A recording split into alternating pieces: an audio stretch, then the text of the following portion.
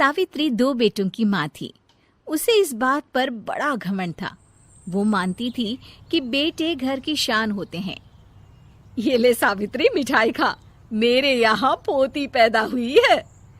ये सुनते ही सावित्री मुंह बना के कहती है, अरे तू तो लुट गई, बर्बाद हो गई, तेरे यहाँ लड़की पैदा हो गई। अरे तू ऐसा क्यों कह रही है, मैं तो बहुत खुश हूँ।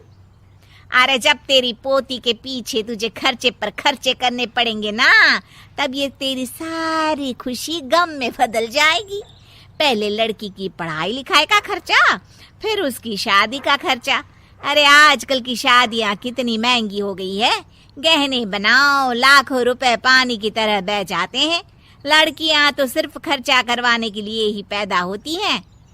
इस तरह लड़कियों के प्रति अपने विचार व्यक्त करते हुए सावित्री ममता को लंबा चौड़ा भाषण देके चली जाती है। अब तो आप लोग इस कहानी में सावित्री देवी का पात्र अच्छी तरह समझ ही गए होंगे। कुछ समय बाद सावित्री की बड़ी बहू भी एक लड़की को जन्म देती है। फिर क्या था, सावित्री पूरा आसमान सर पर उठा लेती है। हे भगवान, ये तू मुझसे किस जन्म का बदला ले रहा है? अरे मैं तो मंदिर में रोज आकर तुझसे कहती तो थी कि मुझे एक पोता चाहिए, और तूने मुझे पोती दे दी। इतनी मिठाइयाँ और प्रसाद चढ़ाने का क्या फायदा हुआ? तभी सावित्री की बहू निशा कहती है, क्या माँ जी, आप भी इतनी सी बात पर नाराज हो गई हैं? देखिए तो आपकी पोती कितनी सुंदर है, बिल्कुल आप पर गई है। अरे चुप कर, तुझे 9 महीने इतने महंगे महंगे काजू बादाम फल फ्रूट खिलाने का फायदा क्या हुआ? मेरे तो सारे पैसे बर्बाद हो गए। ये सुन सावित्री का बड़ा बेटा अजय कहता है, माँ, तुम सिर्फ नाम के लिए 2020 में रहती हो। असल में तुम्हारा दिमाग सैकड़ों साल पुरानी सोच रखता है। आज के जमाने में लड़का और लड़की में कौन फर्क करता है। मैं तो बहुत खुश हूँ कि भगवान ने मुझे लक्ष्मी के रूप में बेटी दी है। लेकिन सावित्री पर अजय की बातों का कोई असर नहीं होता। नालायक, अपनी पत्नी की जबान बोल रहा है। मेरा बड़ा बेटा तो हाथ से गया। लेकिन सावित्री देवी हार मानने वाली नहीं थी। वो पोते की चाह में अपने छोटे बेटे विजय की शादी करवा देती है। कुछ समय बाद आखिरकार वो दिन आ ही जाता है जब सावित्री की छोटी बहू गर्भवती हो जाती है। सावित्री इतनी खुश हो जाती है कि वो बच्चे के जन्म से पहले ही सारे मोहल्ले में ढिंढोरा पीटने लगती है। ये क्या सावित्री, तू तो पोते के जन्म से पहले ही मिठाई बांट रही है। पहले पोता पैदा तो होने दे, और फिर क्या पता अगर पोते की जगह पोती पैदा हो गई तो। ये सुन सावित्री चिढ़ जाती है। अरे अपनी काली जबान मत चला, मेरी मिठाई खा के मेरा ही बुरा सोच रही है। बड़ी आई, ला मेरी मिठाई वापस कर। देख लेना, इस बार मेरे यहाँ पोता पैदा होगा, पोता। लेकिन ठीक इसका उल्टा होता है। सावित्री की छोटी बहू भी एक लड़की को जन्म देती है।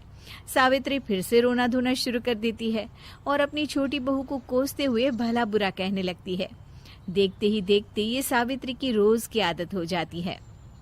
एक दिन उसकी इस आदत से परेशान होकर विजय अपने भाई अजय से कहता है, भैया, माँ खुद एक औरत होकर हमारी बेटियों को पसंद नहीं करती, उल्टा उन्हें रोज कोसती रहती है।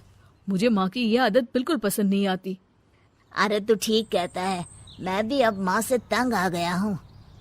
अच्छा, तो अब तुम दोनों इस तरह पीठ पीछे मेरी बुराई भी करने लग गए हो?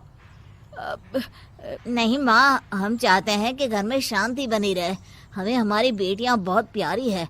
मैं नहीं चाहता कि वह तुम्हारे ताने सुन सुन कर बड़ी हो, और इसीलिए हम दोनों ये घर छोड़कर चले जाएंगे। हाँ माँ, मैं भैया की बात से सहमत हूँ।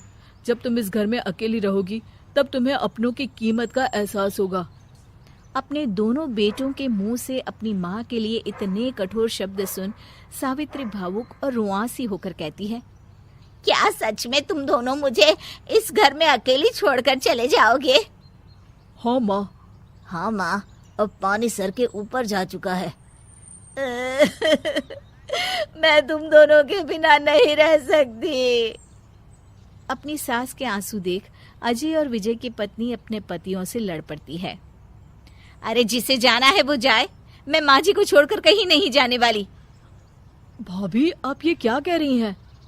वही जो तुम सुन रहे हो, दीदी बिल्कुल सही कह रही है। हम बेटियों के संस्कार हमें सिखाते हैं कि सास माँ समान नहीं बल्कि माँ ही होती है और उस माँ की जिंदगी भर सेवा की जाती है। बेटे अपना फर्ज भूल सकते हैं, लेकिन बेटियां नहीं। आप दोनों शौक से जा सकते हैं। माँ जी, हम दोनों के रहते आपको किसी बात की फिक्र करने की जरूरत नहीं। फिर क्या था, सावित्री के ऊपर छाए बेटों के घमंड के बादल उसकी बेटी स्वरूप बहुओं के तेज के आगे आंसू के रूप में परिवर्तित होकर सावित्री की आंखों से बहने लगते हैं और वो उन दोनों को गले लगा लेती है। मैं जिंदगी भर बेटियों को कोसती रही, लेकिन आज तुम दोनों को देख मुझे समझ आ गया कि बड़े अभागे होते हैं वो लोग जिनके घर बेटियां नहीं होती।